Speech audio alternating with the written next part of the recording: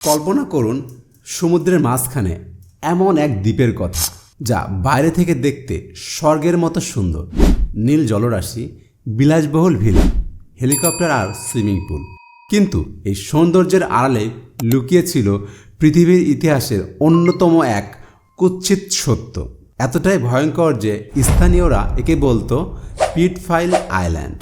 কেন বিশ্বের প্রভাবশালী নেতা, নোবেল বিজয়ী বিজ্ঞানী থেকে শুরু করে বিলিয়নিয়ররা বারবার এই দ্বীপে যেতেন।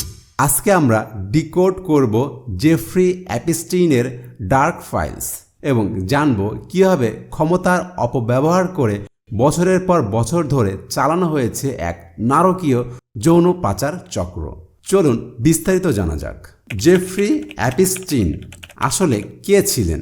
জেফ্রি অ্যাপস্টিন শুরুতে ছিলেন ব্রুকলিনের একজন সাধারণ স্কুল শিক্ষক, কিন্তু রহস্যজনকভাবে তিনি হয়ে ওঠেন আমেরিকার শীর্ষ ধনকুবেদের ফিনান্সিয়াল অ্যাডভাইজার।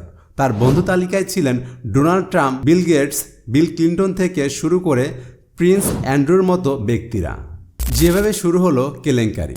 2005 সালে ফ্লোরিডার এক 14 বছরের কিশোরী অভিযোগ করে যে তাকে মাসাজ করার বাহানায় অ্যাপস্টিনের বাড়িতে নিয়ে যাওয়া হয়েছিল এবং সেখানে তাকে যৌন হেনস্থা করা হয়। পুলিশ তদন্তে নামলে একের পর এক চাঞ্চল্যকর তথ্য বেরিয়ে আসে।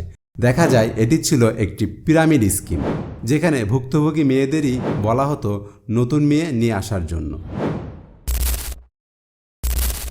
সবচেয়ে বড় বিতর্ক তৈরি হয় 2008 সালে। এফবিআইয়ের কাছে এত শক্তিশালী প্রমাণ থাকা সত্ত্বেও মায়ামির ফেডারেল অ্যাটর্নি আলেকজান্ডার অ্যাকোস্টা অ্যাপস্টিনের আইনজীবীদের সাথে একটি সিক্রেট ডিল করেন। তাকে মাত্র 13 মাসে সাজা দেওয়া হয়। মজার বিষয় হলো, সেই সময় তিনি দিনের বেলা জেল থেকে বেরিয়ে নিজের অফিসে কাজ করার অনুমতি পেতেন। 10 বছর পর সাংবাদিক জুলি ব্রাউন যখন নতুন করে তথ্য প্রকাশ করেন, তখন আবারও জনরোষ তৈরি হয়।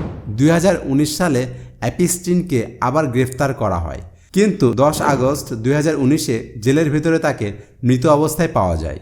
যদিও একে আত্মহত্যা বলা হয়, কিন্তু জেলখানার ক্যামেরা সেই সময় বন্ধ থাকা এবং প্রভাবশালী ব্যক্তিদের নাম জড়িত থাকায় এটি নিয়ে প্রচুর কনস্পাইরেসি থিওরি তৈরি হয়।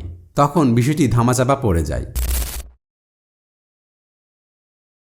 ডোনাল্ড ট্রাম্প ক্ষমতায় আসার আগে প্রতিশ্রুতি দিয়েছিলেন যে তিনি অ্যাপস্টিন ফাইলস জনসম্মুখে আনবেন, কিন্তু 2025 সালে ক্ষমতা গ্রহণের পর তার প্রশাসন জানায় এমন কোনো ক্লায়েন্ট লিস্ট নেই। অথচ লিক হওয়া ডকুমেন্টে দেখা গেছে ট্রাম্প ও অ্যাপস্টিন প্রায় 20 বছর ধরে ঘনিষ্ঠ বন্ধু ছিলেন এবং ট্রাম্প তার বিমানে একাধিকবার যাতায়াত করেছেন। এমনকি বর্তমান প্রকাশিত নথিতে ট্রাম্পের বিরুদ্ধেও কিছু গুরুতর অভিযোগ পাওয়া যায়।